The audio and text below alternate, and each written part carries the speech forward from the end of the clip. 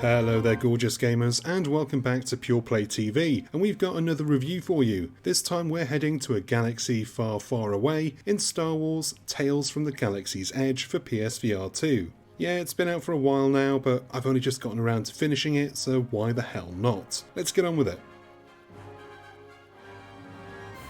Star Wars Tales from the Galaxy's Edge is a first-person shooter through and through. Forget any dreams of running around chopping down stormtroopers with a lightsaber. There'll be no foolish saber waving here.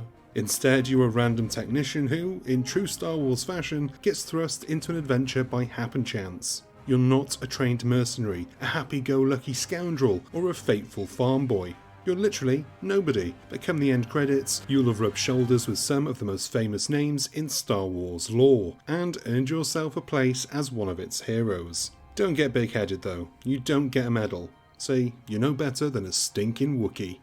After your ship is attacked by space pirates, you crash land on Batuu and begin your own tale. From the off, it's clear that this isn't just an up-resed port of the original Quest release. I've played a little bit of the Quest version, and it's clear to see that a lot of effort has gone into the PSVR 2 version, and it really does deserve the title of Enhanced Edition. From the headset and controller haptics giving feedback during combat, to the detailed environments that look and feel like they've been pulled from the war-weathered world of Star Wars, everything here is quality, at least in the presentation department. Thankfully, I can say the same about the gameplay too. For the most part, it's a first-person shooter. You'll move through linear levels, getting into fights with gangsters, droids, bounty hunters, stormtroopers, and more. The actual shooting mechanics are decent, though it's no simulation. While you can bring your guns up to use your iron sight aiming, it's not really needed as the general combat feel is quite intuitive, and I suspect that the game has some hidden assists working in the background. I don't mind at all. In this instance, I'd rather not have a gun locked in front of my face for 8 hours. It's a fantastic looking game with lots to see, and I want to see it, not the business end of a blaster. It's not all pew pew, mind you. There are some light puzzles to solve as well as some general exploration. Every area has hidden goodies to find, whether they're collectible trinkets or secret stashes of weapons, gear and cash. Equipped with your multi-tool, you'll sometimes have to zap a panel with energy or use the screwdriver or welding attachments to get into stashes and secret areas. It's all very tactile, and the feedback from the controllers brings you into its world just that little bit more.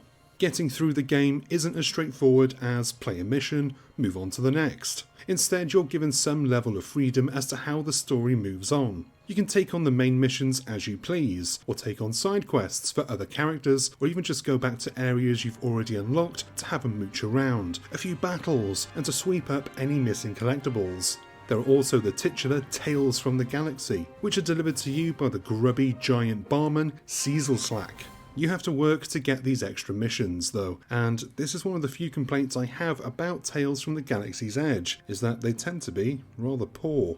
Remember how I said that there'll be no foolish saber waving? Well, a couple of the tales unlocked by the barman do let you swing a lightsaber around, though it's hardly satisfying and feels much more like a tick on a box. If you really want some lightsaber action, go and play the Vader Immortal games, they are much better for it. That being said, I wouldn't say that the Vader Immortal games are better than Tales from the Galaxy's Edge. I think that as a complete package, Galaxy's Edge has it all, minus the fun lightsaber gameplay. You get a decent story that's worth following along. It's easy to follow too, and the acting is high quality and the presentation is nothing short of what you'd expect.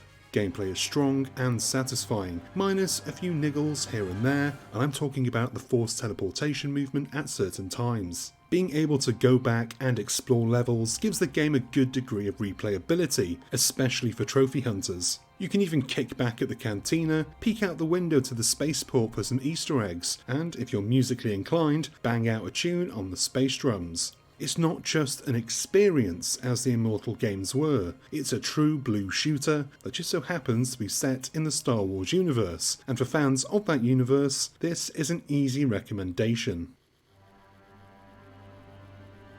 And that is the end of this review. Thank you for watching, it is appreciated. I hope you enjoyed this video and found it useful in some way. If you did, do us a favour please and hit the like and subscribe buttons below and give the bell icon a ding so that you're notified whenever we've got new stuff for you to watch. I've been Chris, you've been gorgeous, and may the force be with you. Until next time, cheers my dears.